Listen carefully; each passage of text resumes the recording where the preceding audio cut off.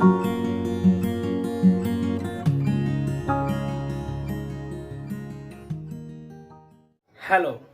आई eagle पे आपका स्वागत है। आज बात होगी कंपनीज एक्ट 2013 की। जितनी भी कंपनीज हम देखते हैं तो बेसिकली जो है कंपनीज जो है आपकी तीन प्रकार की हो सकती है। पहली statutory companies. A company may be incorporated by the means of the special act of the parliament or the state legislature. मतलब ऐसी कोई भी कंपनी जो देश के संसद के द्वारा एक स्पेशल एक्ट के तहत, एक स्पेशल कानून के तहत बनी है, वह कंपनीज स्टैच्यूटरी कंपनीज होती है। दूसरी कंपनीज का प्रकार हम बोले, दूसरी कंपनीज होती है एक रजिस्टर्ड कंपनीज। रजिस्टर्ड कंपनीज कौन सी कंपनीज होगी?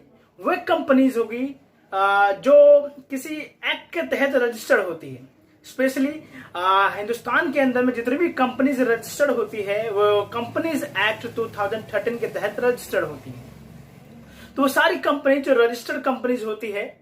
और एक कंपनीज के बारे में एक और जिक्र होता है भारत के अंदर में, वो है अनरजिस्टर्ड कंपनीज। वह कंपनी जो रजिस्टर्ड नहीं होती है किसी भी एक्ट के तहत, ना ही किसी पार्लियामेंट के किसी भी एक्ट के तहत जो रजिस्टर नहीं हो पाती, वो आपकी अनरजिस्टर्ड कंपनीज होती है।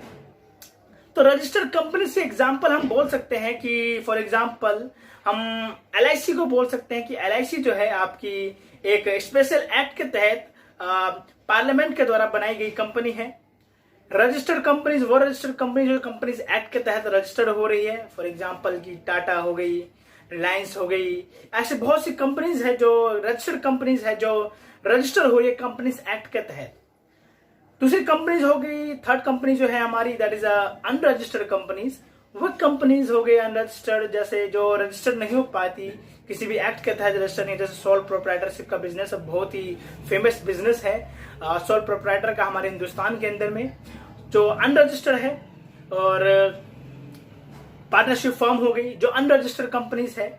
और ये कंपनी जो होती है वो अनरजिस्टर्ड कंपनीज होती है, जो बात करता है कंपनीज एक्ट सेक्शन 375। हमें उसके बारे में कुछ थोड़ा सा हिंट हमें 375 के अंदर में मिलता है।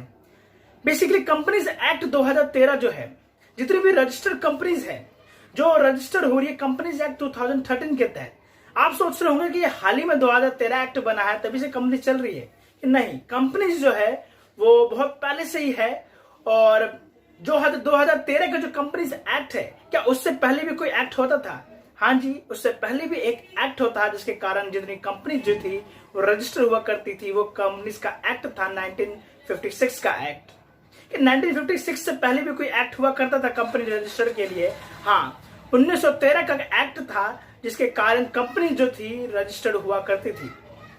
तो जब भारत 1947 के अंदर में आजाद होता है तो भारत सरकार एक कमेटी को बनाती है जो 1913 एक्ट को रिव्यू करती है। रिव्यू करने के बाद एक रिपोर्ट जो है भारत सरकार को पेश करती है और वह भारत सरकार उसको ड्राफ्ट करके देश की संसद से एक बिल पास होता है जो कंपनीज एक्ट 1956 बनता है। और उसके बाद बहुत से अमेंडमेंट्स होते हैं जो उसके अंदर में होते हैं। और 2013 के अंदर में जाकर ये चीज कंपनी सरकार को लगती है कि कुछ बड़े बदलाव जो है कंपनीज एक्ट के अंदर में करना पड़ेगा।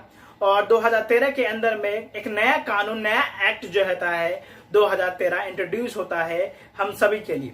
ऑब्जेक्टिव क्या है आखिरकार इस 2013 कंपनीज एक्ट का? वो क्या है? तो provide free access to the entrepreneur. थोड़ा एक फ्रीली एक्सेस मिल सके एंटरप्रेन्योर को, इसके लिए इसका ऑब्जेक्टिव था।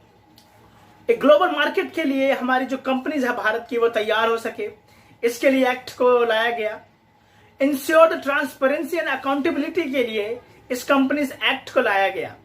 तो बेसिक पर्पस जो था कंपनीज एक्ट 2013 का, इन्हीं ऑब्जेक्टिव के बेसिस पे और चीजों को, प्रोसीजर्स को और सिंपल करने के लिए कंपनीज एक्ट को लाया गया। और ऐसे बहुत से प्रोविजंस थे जैसे जो 1956 के एक्ट में नहीं थे तो 2013 के अंदर में आपको देखने को मिलते हैं। फॉर एग्जाम्पल के लिए 1% का जो कॉन्सेप्ट है वो 1956 एक्ट के अंदर में नहीं मिलता है, बट 2013 के एक्ट में ये सरकार एक प्रोविजन देती है कि एक 1% कंपनी भी इंसान जो है एक 1% कंपनी भी बना सकता है। तो आने वाले बहुत सी वीडियोस में हम सारे कंपनीज एक्ट के सेक्शंस को हम देखेंगे और साथ ही साथ जो कोर्ट के जजमेंट्स है वो भी हम उसमें देखेंगे। तो अगर आई ईगल की एपिसोड ये सीरीज आपको पसंद आती है तो प्लीज लाइक एंड सब्सक्राइब।